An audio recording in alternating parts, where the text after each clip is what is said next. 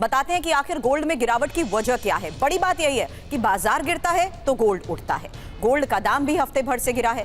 13 मार्च के बाद गोल्ड ने सबसे निचला स्तर छुआ है और ज्यादा कैश रखने के हक में है संस्थागत निवेशकों को बड़े क्रैश का डर सता रहा है।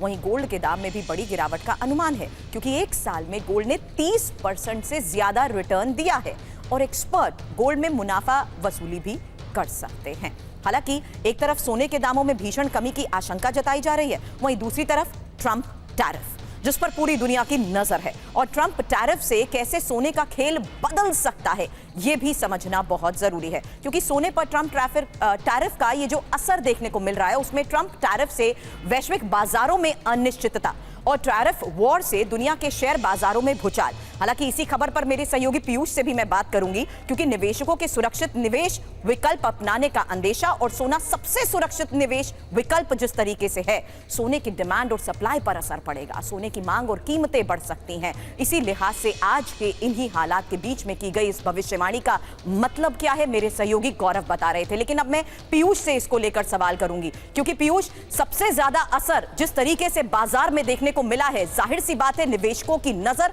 और चिंता इसी को देखकर बढ़ती जा रही है। बिल्कुल सुरभि, देखिए जो बाजार है वो अभी अस्थिर है, क्योंकि जब से ट्रंप की ओर से टैरिफ की घोषणा की गई उसके बाद से एशियाई बाजार और खुद अमेरिका का बाजार और भारतीय बाजार, आज जो बाजार जिस तरीके से खुला था, मैं आपको बता दूं कि ये पिछले साल जून में 2024 जून में एक बार इसी तरह से बाजार खुला था और काफ़ी भारी गिरावट दर्ज की गई थी। और आज ये दूसरा मौका है जब 3000 पॉइंट अभी तक बाजार गिरा हुआ है, जबकि जब ये बाजार खुला था तब 3800 पॉइंट बीएसई गिरा हुआ था और 1200 पॉइंट के करीब एनएसई गिरा हुआ था। और अभी तक तमाम शेयरों में लोअर सर्किट लगाया जा चुका है और ये कई बार हो चुका है।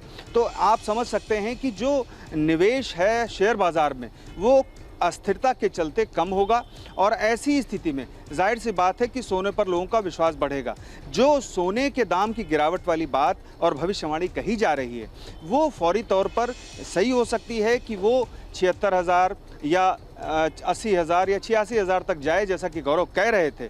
लेकिन अगर आप इसे 56,000 पर ले जाएं तो ये भविष्यवाणी थोड़ी ज़्यादा ही अलौकिक लगती है कि ऐसा होगा या नहीं होगा, इस पर विश्वास करना बड़ा कठिन है।